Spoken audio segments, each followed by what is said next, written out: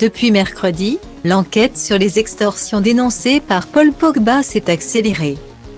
Le frère aîné du joueur, Mathias Pogba, a été placé mercredi en garde à vue à l'Office central de lutte contre la criminalité organisée, OCLICO.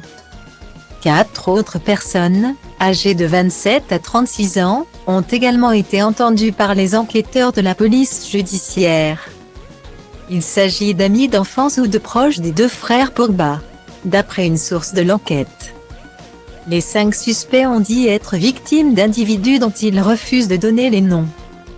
Vendredi 16 septembre, pendant sa garde à vue, Mathias Pogba avait reconnu être à l'origine de la vidéo diffusée sur Internet fin août, où il menaçait de faire des révélations sur son frère Paul Pogba.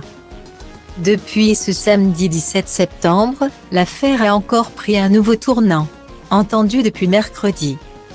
Mathias Pogba a été mis en examen puis placé en détention provisoire des chefs d'extorsion en bande organisée et participation à une association de malfaiteurs en vue de préparation d'un crime.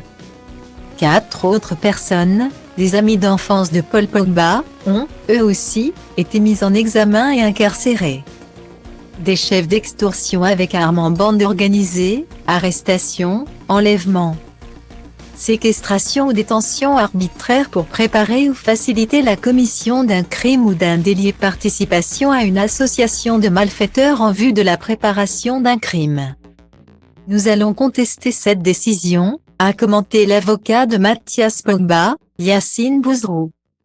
Interrogé sur BFM TV, avant d'ajouter: la justice constate que l'infraction la plus grave reprochée, la séquestration, ne concerne pas mon client. Et malheureusement, on a une décision qui va à l'encontre d'un dossier. Pour rappel, Paul Pogba avait déposé plainte le 16 juillet dernier à Turin, en Italie. Il expliquait avoir été piégé par des amis d'enfance et 2 hommes encagoulés armés de fusils d'assaut, qui lui réclamaient la somme de 13 millions d'euros. Une affaire loin d'être terminée à seulement quelques semaines de la Coupe du Monde au Qatar.